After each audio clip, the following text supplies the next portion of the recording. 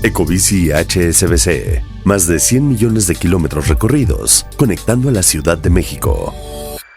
Presenta lo que hay que saber. Expansión Daily.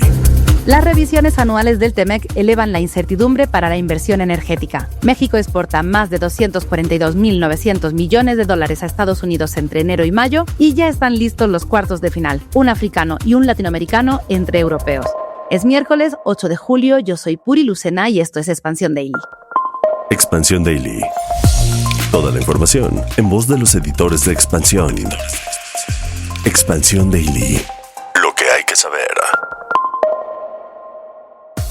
Bienvenidas y bienvenidos a un episodio más de Expansión Daily. Recuerda, suscríbete y comparte este podcast para que más gente esté bien informada. Y hoy está conmigo Diana Gante, reportera de Empresas en Expansión, y Mario Palafox, jefe de información en Sport Illustrated México. Gracias a los dos por estar aquí hoy. Hola Puri, buenos días, un gusto estar de nuevo por acá. Pues Diana, empezamos precisamente hoy con información de tu sector, con una nota tuya, porque la reforma energética de 2024, que nació con la promesa de abrir nuevamente espacios a la inversión privada sin renunciar al fortalecimiento constitucional de Pemex y CFE, ahora va a enfrentar la decisión de Estados Unidos de no prorrogar por 16 años más el tratado entre México, Estados Unidos y Canadá y someterlo a revisiones anuales durante la década restante de su vigencia. Esta decisión de Estados Unidos de no renovar el tratado comercial por 16 años más y dejar que corran los 10 años de vigencia que tiene actualmente el tratado y el hecho de realizar revisiones anuales a lo que se determine en este mes como acuerdos, pone en incertidumbre a todos los sectores y por supuesto está en el ojo del huracán el sector energético porque básicamente cualquier industria que se busque desarrollar dentro del país requiere de energía.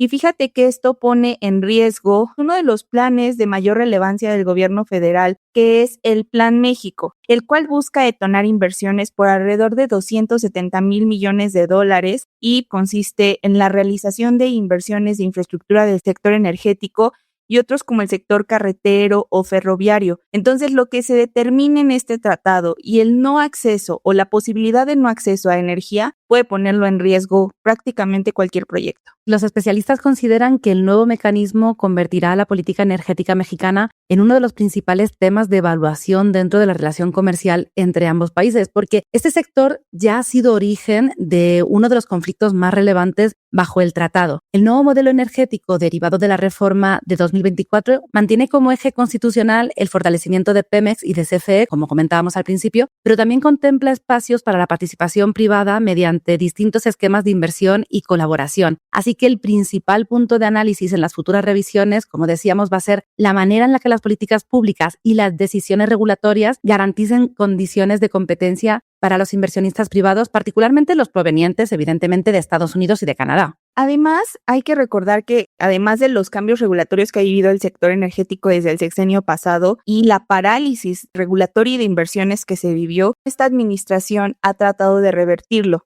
lanzando nuevos mecanismos de participación conjunta entre el Estado y las empresas privadas para desarrollar tanto proyectos de hidrocarburos como de electricidad. Sin embargo, especialistas consideran que estos esfuerzos del gobierno federal pueden verse mermados si no es posible recuperar la suficiente confianza del mercado de estos inversionistas. Y si la incertidumbre persiste con las reglas que queden vigentes o no dentro del tratado comercial, la situación podría ser aún más grave y no lograr detonar esta múltiple inversión que ya mencionábamos. Además, los inversionistas tienen una percepción de contradicción, ¿no, Diana?, entre el discurso oficial y lo que está ocurriendo. Lo que consideran un poco es que el gobierno ha dado malas condiciones para generar inversiones porque no hay certeza, seguridad ni justicia. El poder judicial, dicen, está derrotado y la reapertura del sector petrolero y eléctrico difícilmente va a detonar estas nuevas inversiones de gran escala mientras persistan estas dudas sobre la estabilidad jurídica y regulatoria del país. Por último, Puri, hay que recordar que estas inversiones del sector energético, al igual que otras de infraestructura o de gran infraestructura, pues son inversiones de largo plazo. Necesitan sí o sí esta certidumbre jurídica y regulatoria. Estamos hablando de proyectos que para que sean rentables o que puedan recuperar esa capacidad de inversión, tienen que estar vigentes por lo menos 30 años, que son muchos de los permisos que a veces se otorgan en este tipo de infraestructura. Entonces, si no hay esa certidumbre, Puri, la verdad es que esto va a ser altamente complejo. Y repito, no solo para el sector energético,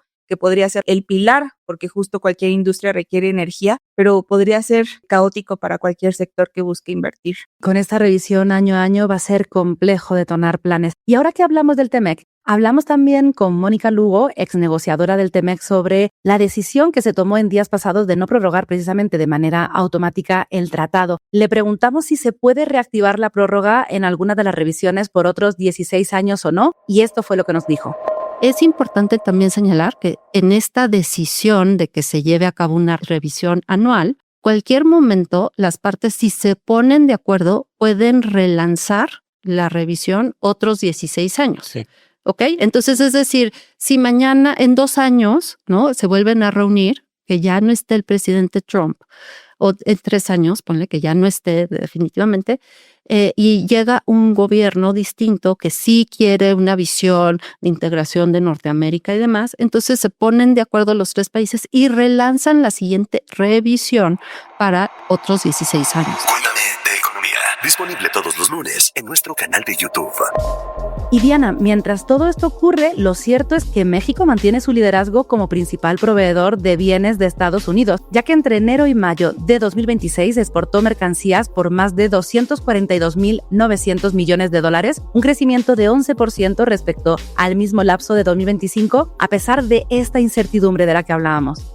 Justo se trata de una dualidad de lo que vivimos. Por un lado, el gobierno de Estados Unidos tiene este conflicto de no dar otros 16 años al TEMEC, pero por otro lado están las estadísticas que emite su propia oficina del censo del gobierno de Estados Unidos, donde señala que el dinamismo del comercio bilateral no se ha detenido. Como ya bien lo mencionabas, en los primeros 5 meses del año, México concretó el 17% de todas las compras estadounidenses de bienes, muy por delante de Canadá, quien tuvo el 11% de participación. Y hay otros agentes dentro de esta ecuación como Taiwán, que continúa ganando terreno y alcanzó una participación del 8%, e incluso está el mercado chino, quien, aunque en una participación menor, tiene presencia hasta en un 7%. El avance exportador, Diana, también se vio en mayo, porque las importaciones de Estados Unidos desde México ascendieron a $54,180 millones.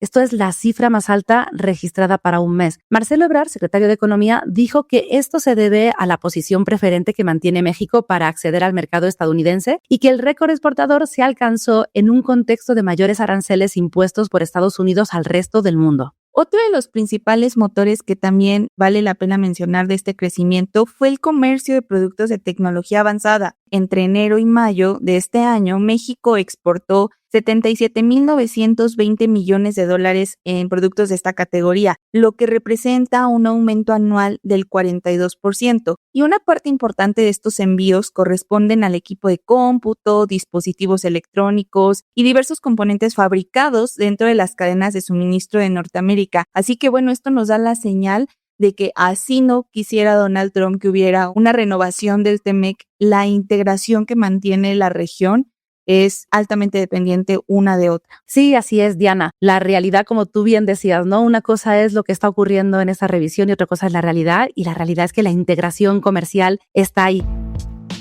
Pero tenemos que hablar también hoy de otro tema que hemos venido hablando muchísimo en las últimas semanas, y es precisamente el registro de la línea telefónica, porque la Comisión Reguladora de Telecomunicaciones modificó sus lineamientos para otorgar esta prórroga que ya habíamos comentado anteriormente de 184 días para que más de este 60% de líneas telefónicas que aún no han sido registradas puedan completar el proceso y evitar su desconexión. El tema es que el regulador aún no ha dicho qué medidas va a implementar para garantizar que esta segunda fase logre completar el registro de los números telefónicos, y los nuevos lineamientos solo instruyen a las empresas de telefonía a notificar a los usuarios a través de mensaje SMS la proximidad de la fecha límite para registrar sus líneas. Seguramente los podescuchas han notado que constantemente les traemos información sobre el registro, y es que bueno, recordemos que el gobierno federal había establecido una fecha límite del 30 de junio para que todos tuviéramos que registrar nuestra línea telefónica asociada a nuestros datos personales, llámese CURP, incluso en su momento se hablaba de datos biométricos, y había un gran rechazo por parte de la población. El detalle es que al llegarse el plazo, pues sí, el regulador no tuvo otra opción más que ampliar pues este plazo hasta el 31 de diciembre de este año. El detalle es que se armaron estos calendarios que ya se les han explicado a quienes nos leen y nos escuchan donde si tú tienes tu número en terminación 0, en terminación 1, 2, 3, tienes una fecha establecida de aquí en lo que termine el año. Y eso podrá sonar razonable en cuanto a la manera de irse registrando, pero implica que toda la chamba ya cae del lado de los operadores. O sea, el regulador genera presión a través de un SMS que te puede llegar o de anuncios publicitarios, etcétera, o gubernamentales en este caso, pero no hay una tarea mayor. Todo recae justamente en las empresas. Y el tema es que los expertos en telecomunicaciones lo que consideran es que además la estrategia es insuficiente porque no atiende de fondo las fallas que tuvo la primera etapa del proceso, como las relacionadas con los derechos fundamentales de los usuarios, que era una de las quejas principales, o la capacidad de decidir sobre la entrega de datos personales. O sea, es lo mismo, solo que, bueno, pues le han pasado, como tú decías, ¿no? Pues el trabajo a las telefónicas. También han señalado que un eventual fracaso de esta política será atribuible principalmente a la autoridad regulatoria porque, como decíamos, deja el peso de esta nueva etapa a los operadores, pero en realidad ellos solo participan en la ejecución del proceso, por lo que el papel que tienen se limita a cumplir con las obligaciones impuestas por el regulador. Lo que dice la industria también es que el bajo nivel de vinculación ha sido atribuido a una falta de estrategia de difusión efectiva por parte de la autoridad reguladora para informar a la población sobre el padrón de telefonía y resolver las dudas de los usuarios. A ver, yo creo que sobre todo esta parte de dudas ha sido fundamental. Sí es cierto que es verdad que a lo mejor no todo el mundo está pendiente de noticias, ¿no? Nosotros hemos estado hablando muchísimo del tema, pero esta parte de resolver dudas, sobre todo teniendo en cuenta cuáles son los motivos que están haciendo que la gente no quiera registrar sus líneas, creo que sí ha sido fundamental o sería fundamental. Por último, comentarles o recordarles a las personas que, bueno, tendrán que estar pendientes de este registro porque el regulador estableció que, por ejemplo, si tu número telefónico tiene una terminación en 1 y se cumple la fecha límite para tu registro, tendrás 72 horas para realizarlo, si no tu línea será suspendida. Y justo como ya bien lo comentabas, hay mucha incertidumbre por parte de la población porque no hay claridad para qué sirve este padrón de telefonía, realmente quién va a respaldar o a proteger los números. La autoridad dice que eso recae dentro de las compañías telefónicas, o sea que serán datos que tengan ellos de manera particular y que la autoridad solamente podrá acceder a ellos en caso de alguna investigación o orden judicial que les permita solicitar esa información. Pero bueno, si al final las empresas ya tenían los datos personales de un número importante de sus clientes o de usuarios y el padrón no les sirve como tal hoy al gobierno, al regulador, sigue sin entenderse cuál es el origen de fondo. Así es, Diana, seguramente vamos a seguir hablando de este tema, pero tenemos que avanzar con una buena noticia, pero que al final es como a medias, ¿no? Porque lo cierto es que México tuvo un respiro de la violencia durante las semanas en las que fue sede del Mundial, ya que disminuyeron los homicidios dolosos y tuvimos la jornada con el menor registro de violencia letal en más de una década. Entre el 11 de junio, la fecha de la inauguración del Mundial, y el 11 de julio, cuando se disputó el último partido en el país, se contabilizaron 1,007 homicidios dolosos en el país. Esto es un promedio de 40 asesinatos por día y esta es la media diaria más baja registrada en lo que va de año, que comenzó con 47 homicidios dolosos al día. Hablábamos de una buena noticia por la caída, pero lo cierto es que, bueno, siguen siendo 40 asesinatos al día. Es una cifra que sí disminuye, pero disminuyen los números, como bien lo comentas, Puri. La realidad es que seguimos viviendo en un país de violencia y justamente los especialistas en seguridad pública explican que un evento deportivo puede causar esta disminución de violencia que explicabas porque quienes se dedican a esta actividad delictiva se distraen con el fútbol y a esto se suma que se implementan más operativos de seguridad contra la delincuencia, justo pues para proteger a los turistas y a los mismos mexicanos que estaban participando en las actividades deportivas. Pero al final, como te decía, esto no implica que dejamos de ser un país que vive violencia. Por dar algunas cifras de cómo se ha comportado durante estos 25 días que tuvimos el Mundial aquí en México, el día del silbatazo inicial del torneo en el Estadio Ciudad de México se registraron apenas 30 homicidios dolosos y de hecho fue uno de los días menos violentos de los últimos años. El país registró también 2 de las jornadas con menos homicidios dolosos de los últimos años. El 16 de junio se contabilizaron 27 asesinatos, una de las cifras más bajas del sexenio,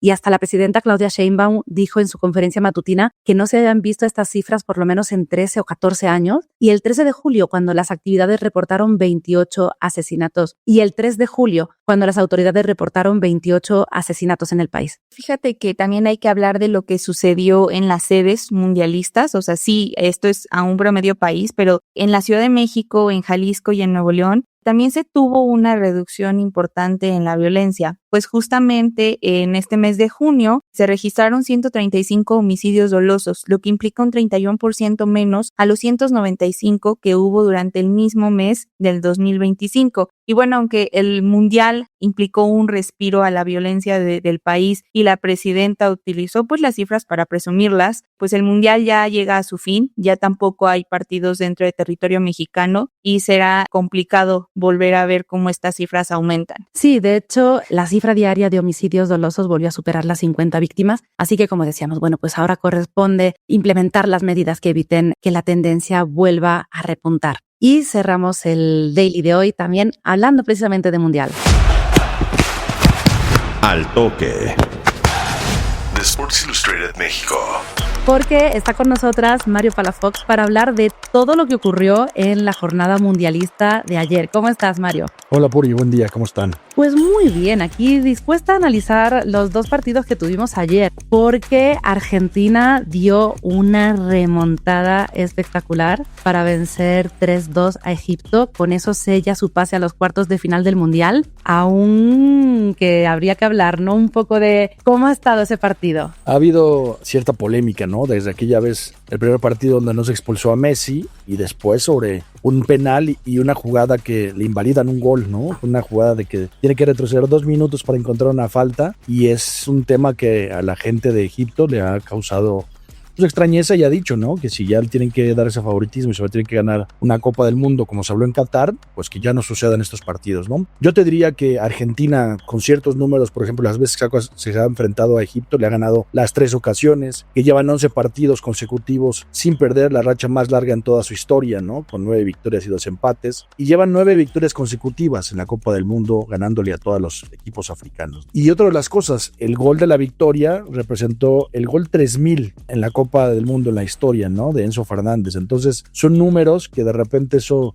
nos marca. Y la verdad es que la figura Messi falla un penal, que es uno de los temas que también nos tiene emocionados. Lleva 8 penales y ha fallado 4 en la historia de Copas del Mundo, 2 en esta edición ya. Entonces no es tan fácil eso, ¿no? Para una figura como él, que ha entrado en números importantes. Es el máximo jugador que ha disputado ya juegos en la historia de Copa del Mundo con 31, su 6º mundial. Y llega en esta edición a 8 goles, porque también marca el segundo para dar el empate y llega a 21 en la historia, ¿no? Entonces, digamos que Argentina sigue marcando ciertos récords, ciertas cosas que lo ponen como favorita junto con Francia, ¿no? Ya veremos, porque esta edición... Oye, ¿cómo que solo Argentina y Francia? Esos son los favoritos, no vamos a ver España, Puri, yo sabía que íbamos a tocar ese tema, íbamos a tocar ese tema. A ver, pero Mario, ¿ha habido alguna vez, y esto es pregunta desde, seguramente algo se me está pasando, si ha ocurrido así, pero ¿ha habido alguna vez en el que las selecciones, los jugadores, han hablado tan abiertamente de esta polémica de Argentina, Messi y el Mundial? No. Como ha ocurrido, ¿no? Ahora con el jugador de Egipto que decía, bueno, si tienen que darle el Mundial, que nos avisen, ¿no? No, es un hecho. Hoy despertaron polémicas y una situación muy abierta, ¿no? De decirlo. Se había dicho por parte más de los aficionados en redes sociales desde Qatar, que se había manejado por parte de la FIFA. En esta ocasión, el primer partido donde no expulsan era una clara falta de tarjeta roja sobre Messi y no ha pasado, ¿no? Yo te diría que hoy, después del penal, pues no influye en el marcador, falla Messi, pero bueno, queda ahí la situación de que todo el mundo piensa ello, ¿no? Que Argentina ha sido, la FIFA quiere que vuelva a ganar. Yo no lo sé. Yo cuando veo de repente ya el cuadro, son 6 europeos, un equipo latinoamericano, que queda nada más Argentina, y ahora Marruecos, ¿no? Que es otro de los equipos que puede ser favorito, igual junto con Noruega, como los caballos negros que le llamamos en estas ediciones. Ayer también, pues nuestros corazones latinoamericanos también, bueno, ahí me iba a incluir también yo, porque ya soy parte también de este continente, pero nuestros corazones también sufrieron un poquito con la derrota, ¿no? De Colombia ante Suiza en penales. Ahora Suiza será precisamente quien enfrente a Argentina. Suiza que hizo historia al romper la barrera de los octavos de final y clasificar precisamente a sus primeros cuartos de final en 72 años. Sí, la última vez fue en 1954, ¿no? Imagínate lo que significa esto. Es una pena por todos los equipos latinoamericanos, incluido México, ahora Colombia, que tenía un equipo que pensábamos que podía avanzar, ¿no? En esta fase. Y es la segunda vez que pierden penales. Aquella primera ocasión fue ante Inglaterra, que nos suena ahorita últimamente, ¿no? En el Mundial de Rusia 2018. Y las 2 veces que se han enfrentado a penales, pues las ha perdido. Y yo creo que Colombia tuvo oportunidad para hacerlo antes, tuvo una jugada en los últimos minutos para poder ganar y no lo logró, y es lo que de repente conlleva no poder tener ese centavito para el peso que nos pasa a los equipos latinoamericanos y que lo vemos ahora en el cuadro teniendo 6 selecciones europeas, donde se menciona que se tiene el mejor fútbol mundial, ¿no? Pero pues esta estrellas James que dio tuvo su mejor participación en Brasil, pero Luis Díaz, que también se mencionaba que esta iba a ser su edición, no anduvo del todo bien, ¿no? Entonces quedaron otra vez cortos los amigos colombianos, que yo también pensaba que podían funcionar más, sobre todo con Suiza, con este elemento que dice 72 años de no pasar esta parte de los octavos de final. Mario, a ver, con lo que llevamos de torneo ya, ¿cómo ves que vaya a avanzar? Está interesante porque del otro lado, donde ya habías mencionado a España, va a enfrentarse a Bélgica, que viene de vencer a uno de los anfitriones y que dio su mejor performance, digamos, en ese sentido. Y yo creo, a ver, por ahí yo creo que España tiene ventaja, ¿no? Es el único equipo que no ha recibido gol en todo el torneo, que lleva también esa parte de tener seis partidos sin recibir gol, y eso es una ventaja. Y del otro lado, quien esperaría ahí esa parte es Francia-Marruecos, que ya se enfrentaron en la edición pasada, y que la verdad es que no fue fácil para Francia vencer a Marruecos. Yo a Marruecos lo veo todavía más potente que la edición anterior. Entonces, aunque Francia ha demostrado ser la que mejor fútbol tiene, la que tiene el mejor líder pasador de asistencias, es uno de los mejores goleadores como Mbappé, un equipo muy bien conjuntado, después se unieron más después de la muerte de la mamá de su entrenador. Entonces, en ese sentido, yo creo que sí veremos una semifinal que es una final adelantada a Francia-España. Yo por ahí veo en esa situación. Y del otro lado, la sorpresa es Noruega con Haaland, que es uno de los goleadores también, que lleva 7 goles, igual que Mbappé, está a uno de Messi, y con Inglaterra, que yo también creo que es uno de los países que también ya superó la etapa de los cuartos de final, y también ahí lo veo cerrado. Yo creo que por equipo Inglaterra tendría que pasar, pero nunca descartemos a alguien como Haaland, que ya echó a Brasil con sus 2 goles, ¿no? Y del otro lado, Argentina-Suiza, yo creo que Argentina ahí tendría que florecer, y nuestras semifinales sería, fíjate qué semifinales se me antojan: Inglaterra-Argentina, otra vez, como aquella del 86, y que tienen historia, y la Malvinas, y política, y deporte, y cultura, y sociedad. Y del otro lado, Francia-España, ¿no? No sé qué piensen ustedes. Bueno, veremos el viernes, a ver qué tal se va desarrollando todo, una vez que ya también jueguen el jueves Francia y Marruecos, y luego el viernes España. Yo, hombre, hoy me decía alguien que gane alguien que no tiene el Mundial. Mira, España solo tiene una. Yo digo, una más. Nos ponen con 2, ¿no? Ahí ya, que nos den también esta. Muchísimas gracias, Mario. Muchas gracias, Diana, por acompañarme hoy. Muchas gracias, siempre es un gusto estar por acá. Gracias, Puri. Buen día. Nos quedan 8 partidos nada más del Mundial. Y a nuestros podescuchas les recordamos que toda la información sobre estos y otros temas están disponibles en expansión.mx, por supuesto también en Sport Illustrated, que leemos todos sus comentarios en redes sociales. Ahora que también ya Mario nos ha hecho este análisis, también estamos más preparados para opinar quién va a ganar el Mundial, dónde se va a quedar los siguientes equipos, en qué fase nos vamos a quedar o en qué fase se van a quedar las demás selecciones. Gracias por acompañarnos y hasta mañana. Expansión Daily. Lo que hay que saber de lunes a viernes a las 6 de la mañana. Expansión Daily, un podcast de Expansión. Este episodio llega a ti gracias a rss.com, el podcasting hecho simple. Ecobici HSBC, más de 100 millones de kilómetros recorridos, conectando a la Ciudad de México. Presentó.